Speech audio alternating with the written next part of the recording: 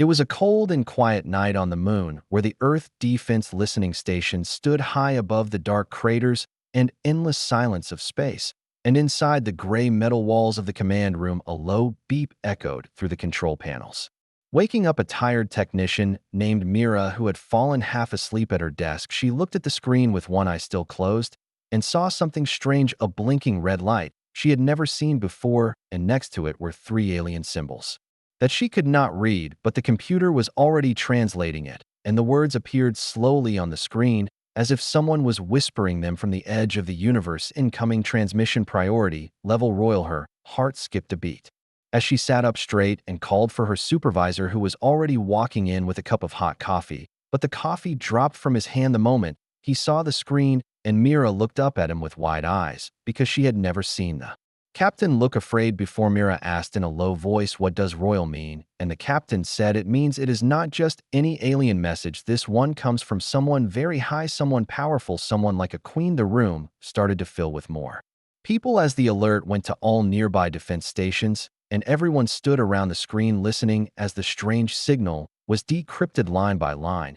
And at first it was only static and broken words, and then suddenly clear as day they heard the voice of a woman, strong, deep, and calm, not human, but not cold either. The humans must be protected at all costs. Everyone froze. The room was completely silent. Not even a breath could be heard as the words echoed again through the speakers. And then the message ended and nothing else came through. The captain looked at Mira, then looked at everyone in the room and whispered, "Is this real?" And Mira said, "Yes, sir. I checked 3 times. It came from Sector Theta, near the edge of the old Zolari border, and it has the Queen's encryption signature. It cannot be fake." Nobody spoke for a long minute, and then questions started flying around the room. Who sent it? Why now? What does it mean? Is it a warning or a trap, or maybe something more? And Mira could see the fear and confusion on every face, because they all knew the name of the Zolari Queen. They all knew what she had done and what she was capable of. Her name was Sariva, and she had led the Zolari Empire through 100 systems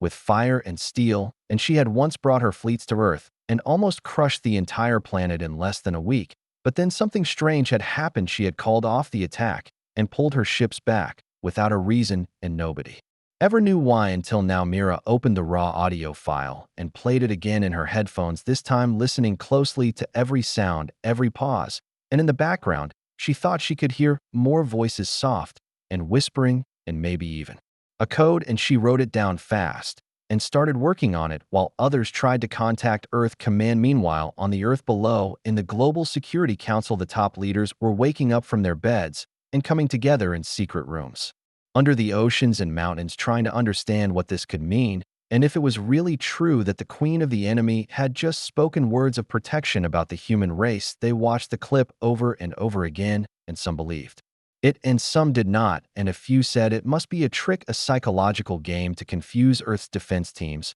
but others were not so sure. And one old general who had fought during the first Solari invasion stood up and said, "I remember something strange that day, something I never spoke about." He said that during the battle over New York, the Queen's flagship had the chance to fire the final blow and wipe out the city, but it never did. The ship hovered for a moment, then pulled back and left, and he always thought it was a glitch or an error or mercy from a soldier. But now he believed maybe it had been her decision all along. Back on the moon, Mira was still working on the deeper layers of the transmission, and she found another short clip hidden inside the first one.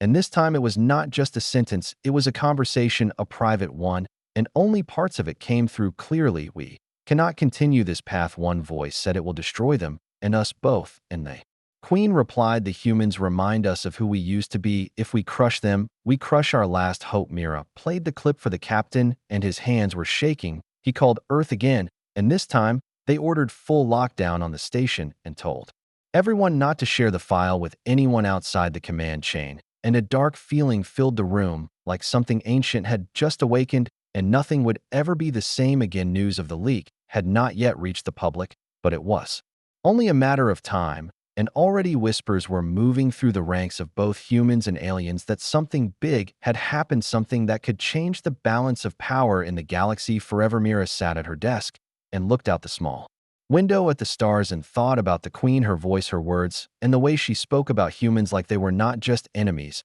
but something worth saving. She wondered why a queen of war and fear would say such things, and what kind of truth was hidden behind those calm, powerful words. And she felt in her bones that this was only the beginning of something much larger than anyone had guessed. The signal had come through like a whisper in the dark, but now it was burning bright in every command center, every war room, every quiet heart that still believed in the chance of peace or the fear of betrayal. And somewhere far beyond the stars, in a place no human had ever seen, the queen herself stood at the edge of her throne room, looking into a dark screen, waiting, and knowing her voice had been heard and her secret was no longer safe. Far away from Earth, past the cold rings of dead planets and the dust of forgotten stars, there existed a planet known only by a few as Threxel Prime, a world covered in red skies, silver towers, and silent machines that had not rested for over 1,000 years. And in the highest tower, made of crystal and bone, sat the queen of the Zalari Empire, her name spoken in fear across 10 galaxies, Sariva, the unbending, the bringer of silence, the voice of fire to most of the universe. She was not a ruler, but a weapon, a living force of destruction, who led fleets that burned moons and turned cities into shadows. And when the Zalari first made contact with Earth, she was the first and last face seen on the screens before the invasion began. Her eyes like stars, her voice calm, and final, her words always simple: surrender or end. But for those who lived long enough to watch the war unfold, they remembered something strange, something that did not fit the story, something that made no sense. Unless there was more to the queen than anyone ever knew. The first clue came during the Battle of Mars, when Earth's colonies fought with everything they had and still lost. The queen's fleet arrived and surrounded the last human station, and inside that station were over 5,000 civilians, scared, broken, and waiting for death. But instead of firing, the queen ordered her ships to hold position for 13 minutes. No one knew why. And then, without reason, she pulled back and vanished into deep space. The second clue came during the siege of Neptune, when the human fleet used its last antimatter weapon to defend the moon outpost. The weapon failed, but the alien flagship slowed down and allowed the escaped ships to leave untouched. That flagship was later confirmed to be Sariva's personal vessel, and no order was ever recorded for the retreat. The final clue came not during war, but in the silence that followed, because after the queen's fleets disappeared, something changed. Across the empire, rebellions rose, leaders argued, and planets that once obeyed her now whispered about weakness and betrayal, and yet no one dared to challenge her, not openly, not until now. Back on Earth, in the underground archives hidden beneath the ruins of old Geneva, a historian named Elias Gray had spent his life studying Zalari culture, language, and war records. He had lost his parents during the first invasion, but instead of hate, he chose understanding, and in doing so he discovered a pattern in the queen's movements, a rhythm that no one else saw, a map of mercy drawn in the blood of war. He pulled out old audio files, records of battles where her voice was heard, and compared them to the leaked transmission Mira had discovered. And he saw something terrifying and beautiful. He saw a change in her tone, a shift in her words, from command to care, from silence to sorrow, from power to purpose. Elias sent his report to the Earth Security Council, and inside it, he wrote only one sentence that mattered: the queen has been protecting us for years, and we never saw it. Back on Threxel Prime, the queen stood alone in her private chamber, looking out at the twin suns as they fell behind the mountains. Her face was marked with age, but her eyes burned with thoughts. She could not speak, even to herself. The throne behind her was made from the bones of the first conquerors who had built the empire, and every ruler before her had added to it with pride, but she had never added a single piece. She remembered the first time she saw Earth, not the planet, but the people. She had studied their art, their music, their chaos, and their love, and something inside her shifted, not in weakness, but in wonder. And when she gave the order to retreat, she knew she had crossed a line no other queen had ever dared to approach. Now, with the audio leaked and her secret exposed, she knew it was only a matter of time before the others came for her, not just her enemies, but her own people.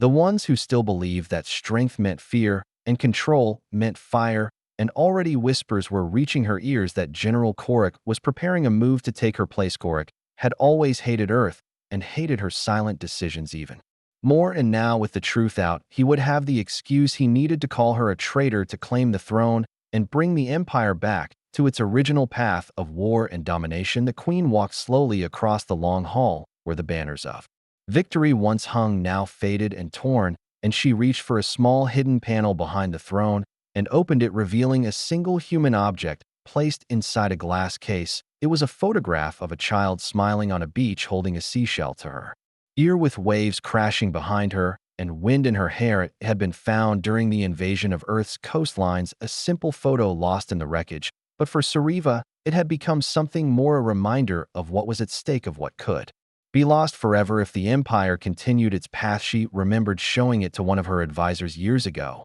and he had called it meaningless, weak, and empty, but she had kept it hidden because deep inside she knew that picture said more than any speech or battle ever could. Now, as the stars shifted and the winds of war rose again, she reached for a small device at her side and opened a new channel, a private signal encoded with her own blood signature, and she sent it not to her fleet, not to her council, but directly to the moon station, where Mira sat still decoding the old message, her hands shaking, her mind spinning with questions. The Queen's new message was short and simple, but filled with weight. Prepare, they are coming, but you will not be alone. And with that she closed the signal and sat once more on her throne, her mind filled with fire and hope and shadows, and she knew what must come next would decide not just the future of Earth or the Empire, but something far greater, the future of what it means to be alive, to be more than conquerors, to be more than survivors, to be something new.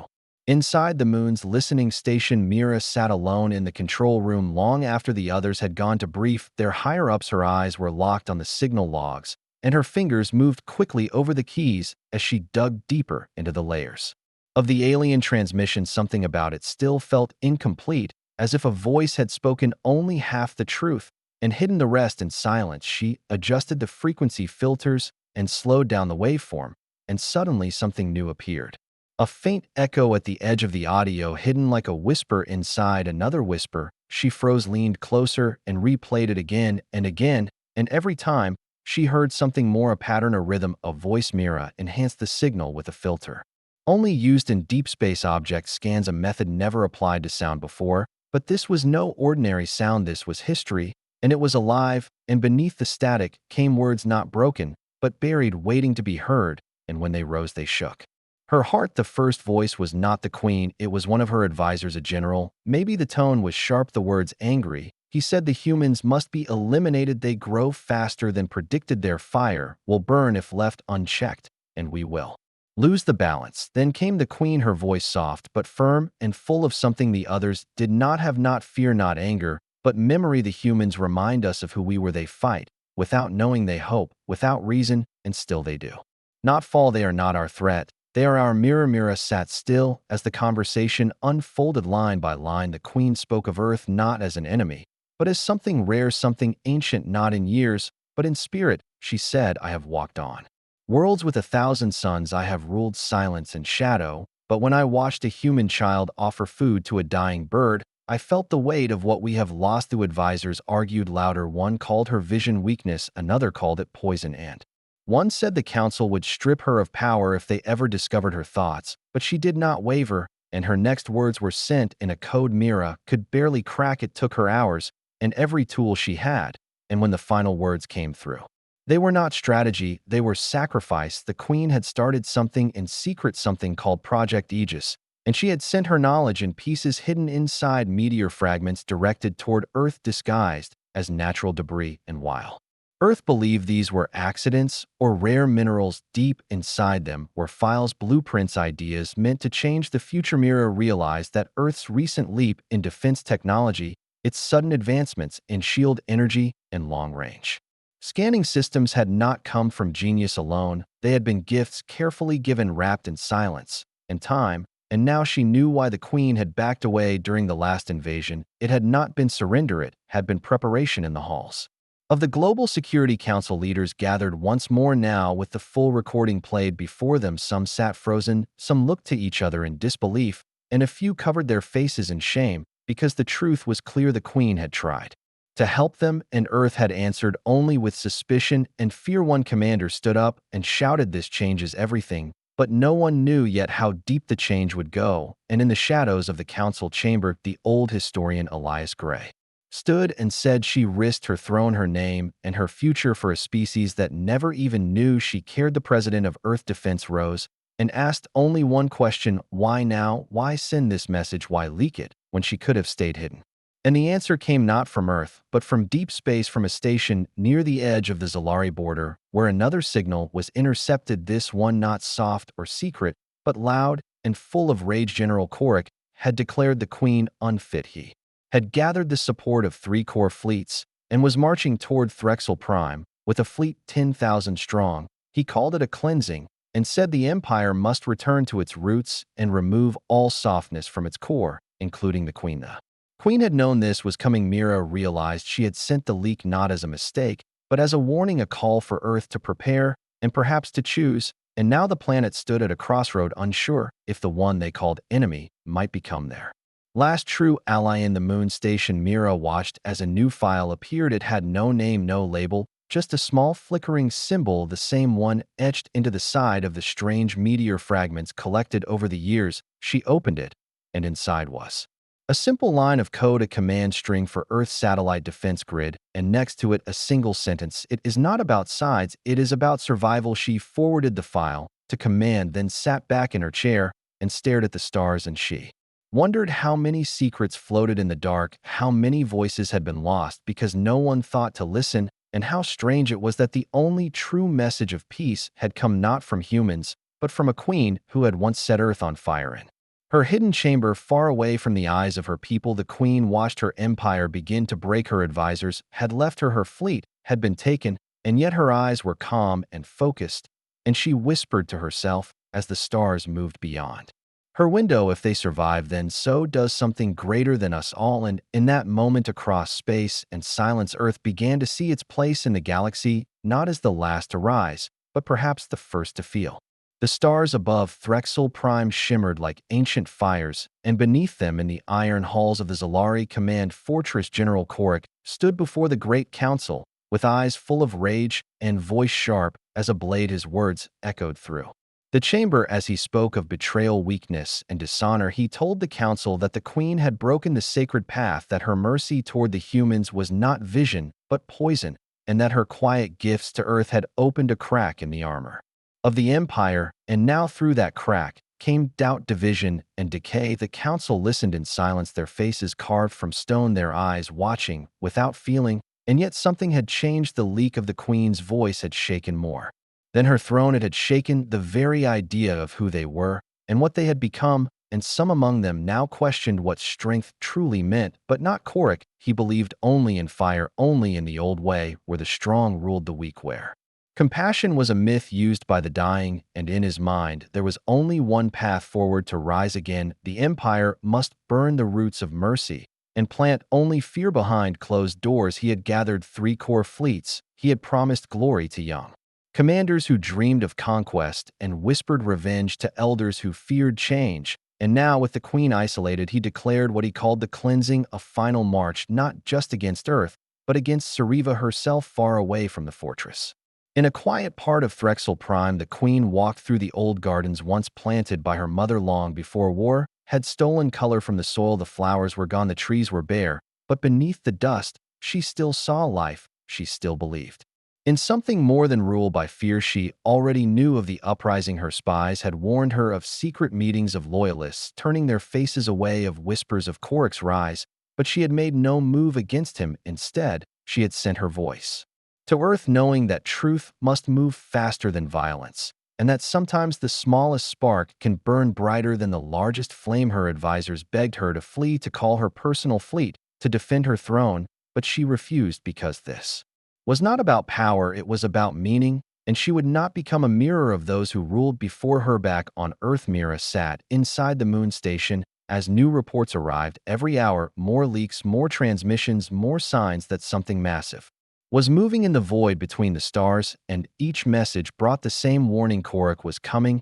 and he would not stop until the Queen was dead and Earth was in ashes. The Earth Council now faced a decision that no one had expected. Would they sit and watch as the alien empire turned against itself, or would they act? Would they trust the words of the one they once called destroyer? Would they stand with the Queen, who had stood alone for them? Some said it was not their fight, that the war of the Zalari was a storm they should not enter, but others saw further. They saw that if the queen fell, Earth would be next, and Korik would use her fall to unite the Empire once more, and this time he would not retreat in secret. The council activated the oldest defense plan, one that had never been tested, a protocol known as Skyfire, built using the strange blueprints hidden in the meteor fragments and powered by technology Earth still barely understood. It linked the satellites into one massive net of light designed not to attack, but to defend, to delay, to buy time. Mira was called into the core briefing room, where she saw the Skyfire plan spread across the walls and monitors,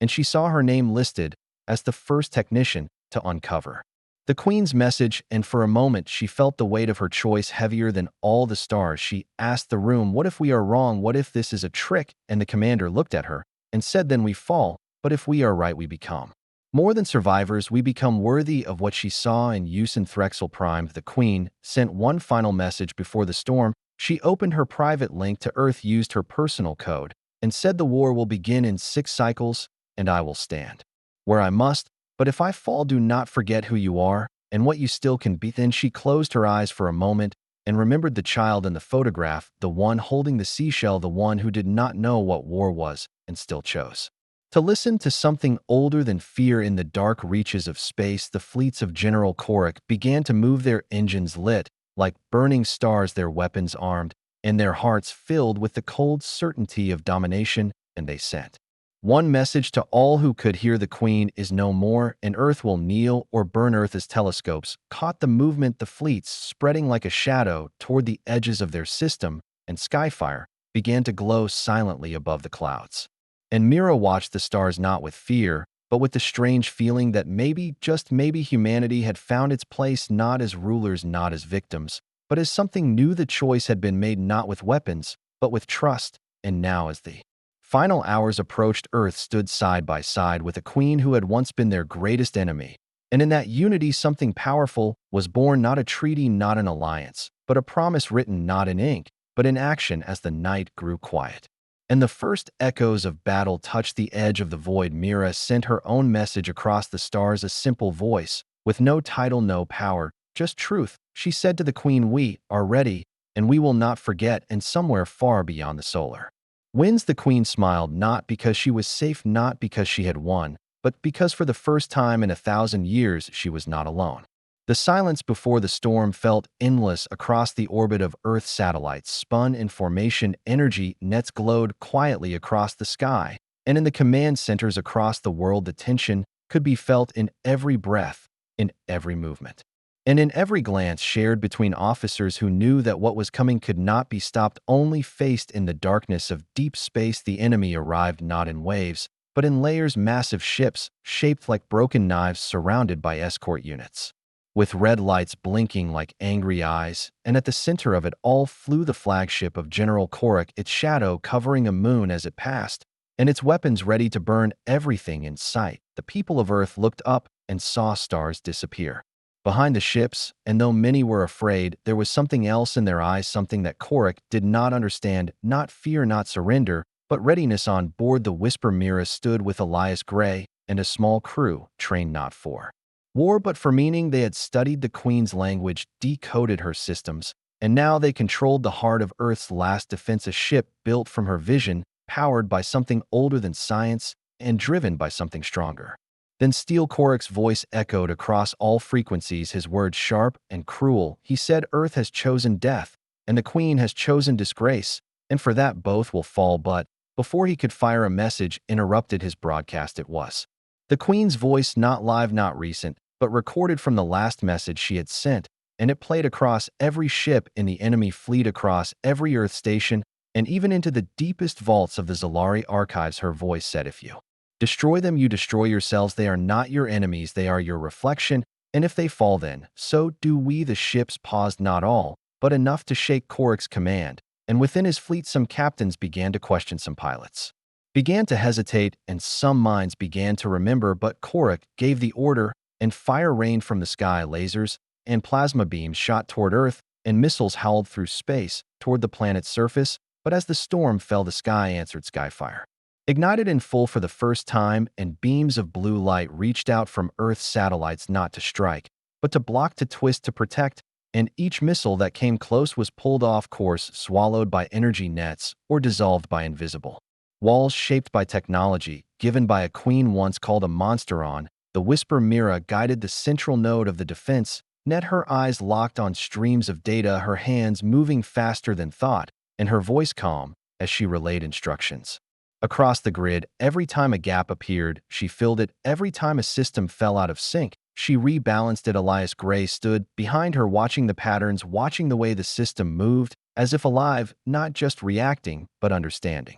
As if it had always waited for someone who believed in more than survival. The first wave of the attack was stopped, not completely, but enough, and across Earth cheers began to rise, not of victory, but of hope, because now they knew they could fight.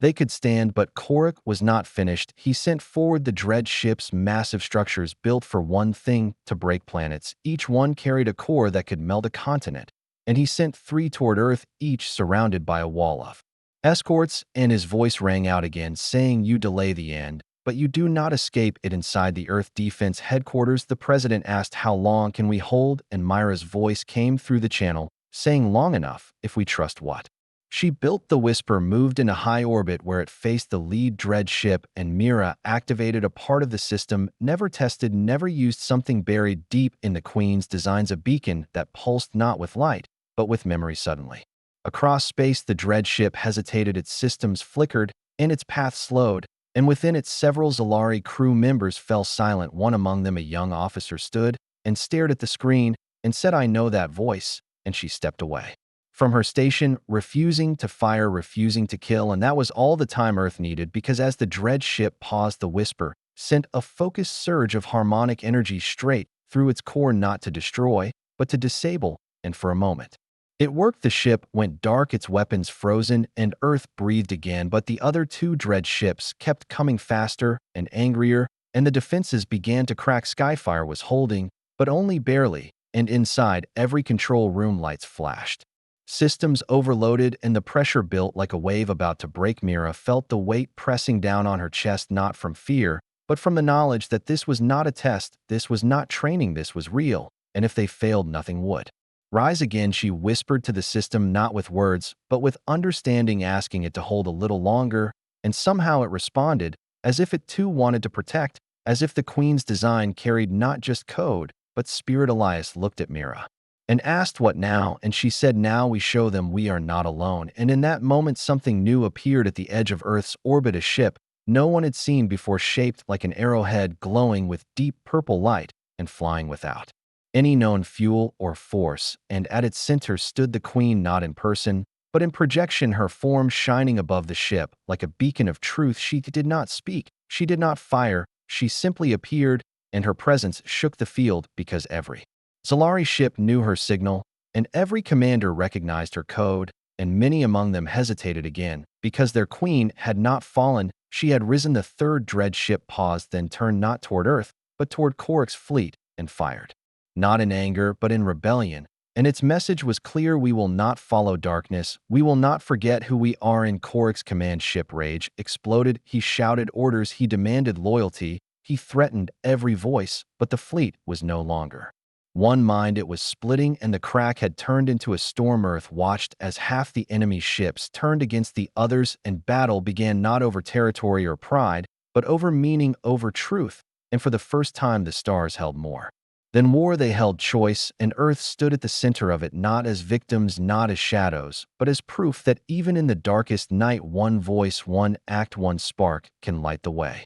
Deep beneath the surface of Earth, in a lab hidden below the ice of Antarctica, a door opened that had not been touched for 10 years, and behind it stood a machine glowing with soft blue light, shaped like a star, wrapped in wires and symbols that no human scientist had ever been able to fully explain. But now they understood what it really was. It was not a weapon, it was not a bomb, it was a key, and it was part of something much larger, something that had been sleeping all around the world, waiting for a signal, waiting for the words that Mira had unlocked when she heard the Queen's voice whisper across the galaxy. The blueprints hidden inside the meteors had seemed impossible when first found, fragments of logic mixed with alien language and strange patterns that looked more like art than science. But now, after Myra's decoding, everything made sense. Each piece had a function, each part a purpose, and when connected, they formed something Earth had never dreamed of. Aegis was not just a defense system, it was a living shield, a network of satellites, drones, and energy fields powered by the very force that the Queen had once used to lead her empire.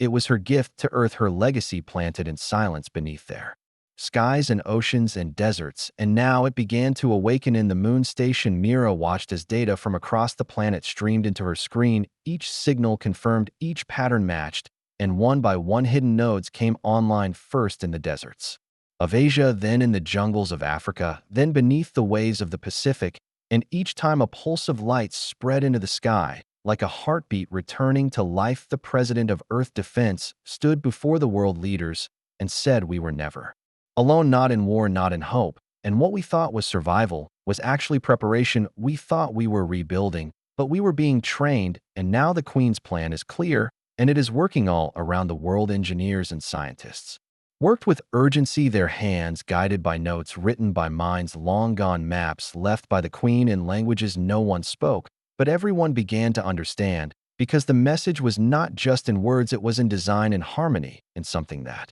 felt older than war. In orbit, Skyfire began to shift, its satellites realigning into strange new formations, beams of light crossing like threads of a great net, and when the last node clicked into place, a wave of silence moved through space, a silence so deep that even the stars seemed to listen. The enemy was coming. The fleets of Korak had crossed the outer markers, and already small scout ships had entered the solar system, cloaked and armed and scanning for weakness, but they found something else. They found resistance, ready and alert, and older than they expected. Inside one of the control ships, a Zalari officer looked at his data and said, "This is impossible. They were not supposed to be ready," and the general on board simply growled, then said, "Prepare to strike. No mercy, no warning, just fire." But the moment the first weapon fired, something extraordinary happened. A blue wall of energy appeared in front of the missile and swallowed it whole, not with force, but with absorption, and then the wall vanished as if it had never been there on Earth. Cheers erupted across the command stations,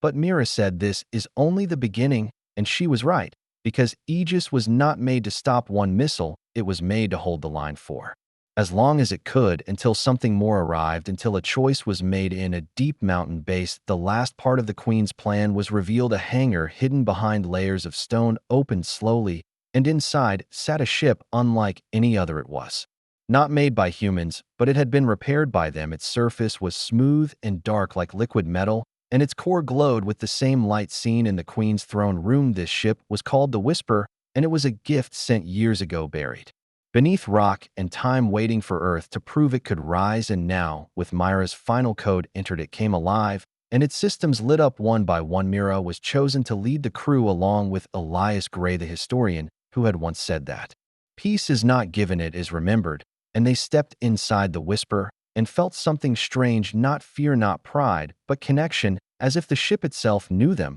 as if it had been watching. The Whisper launched into the sky without sound and joined the orbiting defense net, where it began to interface with Skyfire, sharing data, predictions, and strategy, not through words, but through shared memory, through the language of the Queen. Korak's fleets now stood on the edge of Earth's reach, his warships dark and silent, ready to fall like hammers, and his voice came through every channel demanding surrender, claiming the Queen had fallen and Earth stood alone. But the Whisper answered not with weapons, but with a signal, a replay of the Queen's voice, the first message, the one Mira had heard on the night. Everything changed. The humans must be protected at all costs, and the signal echoed through the stars into every Zalari ship, and silence followed. In one of Korak's ships, a young commander paused, her hands above the controls, and she whispered, "I heard this before, during the old invasion when I was just a cadet, and I remember. Now the Queen stopped us, she saved a city, and I never understood why until now. On Earth, the people waited, not just in bunkers or war rooms, but in homes and streets and schools. Their eyes turned to the sky, their hearts full of fear and wonder, and for the first time in generations they felt like part of something larger, not just a planet, but a promise." The Queen's plan had never been about war, it had been about timing, about building something strong enough to survive the fire and brave enough to face the truth. And now Earth stood ready, not with the biggest fleet, not with the sharpest blade, but with the clearest purpose. Mira sent one last message into deep space, a message carried by the Whisper, encoded in light and memory and love, and it said, "We are here, and we are not afraid, and we believe in what you saw in us. And somewhere far beyond the stars, beyond the reach of maps and sensors, a single figure stood at the edge of a broken moon watching as the message arrived, and the queen closed her eyes and breathed, not victory, not relief, but hope. In the silence between battles, there was a moment where everything stood still. Ships drifted without firing, weapons stayed cold, skies held their breath, and even hearts paused, because what came next was not just about war, it was about the kind of world that would rise when the fire faded. The queen's ship hung like a guardian above Earth, silent but radiant, her projection still shining across the battlefield like a beacon of memory, and all those who looked upon her felt the pull of something older than conquest and older than hate, something that whispered, "This can end if you let it." But not all voices wanted peace, and Korik's was the loudest. His command ship surged forward, pulsing with red fury, and inside, he screamed across every channel, saying, "This is betrayal, this is weakness, this is not our way." And those who listened to him still prepared to fire, still chose war. Earth's defenses flickered, skyfire stretched beyond limits, shields bent like glass under heat. And the whisper took damage, its hull cracking as space tore around it, and even Mira could feel the systems failing even as she tried to hold the grid together inside Earth. Command panic began to rise, screens flashed warnings, maps turned red, and commanders shouted for options, for solutions, for something, anything that could stop the end from falling upon them. And then Elias Gray did something unexpected. He stood in front of the whisper's core, the heart of the system that held the queen's last legacy, and he reached out, not with hands, but with his voice, saying, "If this was built to protect, if this was meant to unite, then I give it all of me, and let it speak through Meth system. Listen, maybe because it remembered him, maybe because it needed someone, or maybe because it was time." And light surged from the core, wrapped around Elias, lifted him into the air, and connected every thought, every fear, every hope he had with the network, and threw it across the stars. His voice changed, became more than his own, became layered with echoes of the queen, with fragments of every message she ever sent and every truth she ever whispered. And now it spoke to all who listened. It said, "This is not survival, this is not dominance, this is understanding. And if you still hear me, then you still have a choice, because peace does not come when we agree. Peace comes when we listen." And for the first time, many Zalari ships stopped, completely powered down, turned away, and among them captains whispered, "Maybe we were wrong, maybe the queen was not mad, maybe she was the only one who saw the full picture." But Korik would not stop. He launched one final strike, a weapon not aimed at ships or shields, but at Earth itself, a sphere of burning plasma wrapped in magnetic rage, falling fast through orbit and aimed straight for the largest city on the surface, where millions waited unaware. Skyfire was down, the whisper too damaged to intercept, and no ships in range to stop it, and Mira knew it would hit in seconds unless something changed, unless something gave. And she looked at Elias, still floating, still glowing, and she asked, "Do you trust?" Mehe nodded without words, and she activated the whisper's final core, a piece of technology that had no blueprint, no source, only a note left by the queen that read, "When all else fails, give them your heart." The ship lit up brighter than any star, turned itself toward the falling weapon, and began to burn everything inside, overloading reactors, cutting failsafes, pushing energy where it should never go. And Mira stayed at the helm, her eyes calm, her hands steady. Because if Earth could live, then her life was a fair price. The whisper slammed into the plasma sphere in the upper atmosphere, and the sky turned white, the explosion silent from the ground, but bright enough to wake every soul. And in that light, the threat vanished. No shock, no fire, no death, only the falling pieces of hope. There was no signal from the whisper, no reply, no sound, only silence. And the world knew she was gone. On Korik's ship, there was silence too, as screens went black and weapons froze. And his crew looked at him, not with fear, but with questions. And one of them spoke and said, "How many must die before you hear her words?" Korik said nothing, because for the first time he had no answer. And slowly the crew began to turn from him, walking away not as traitors, but as those who had finally seen through the fog. Across the fleet, surrender began not as defeat, but as awakening. And Earth received signal after signal from Zalari ships, offering peace, asking to speak to humans, asking to understand what made them protect, even when they had no strength left. And in the sky, the queen's projection began to fade. Not because she was gone, but because her voice had been passed on, and now it was theirs to carry. Elias fell gently to the floor, eyes open, breath shallow but alive. And when they carried him to Earth, the people gathered not to cheer, but to listen. because they knew he had touched something beyond logic, something that carried love through wires and memory through light. A monument was built where the whisper once hovered, not made of stone, but of energy, always glowing, always moving, and beside it words written by Mira, simple words that said they fought not to win, but to change the story. The Queen's memory was kept not in books, but in minds and songs, in the way children learned to speak of stars not as places of fear, but of bridges.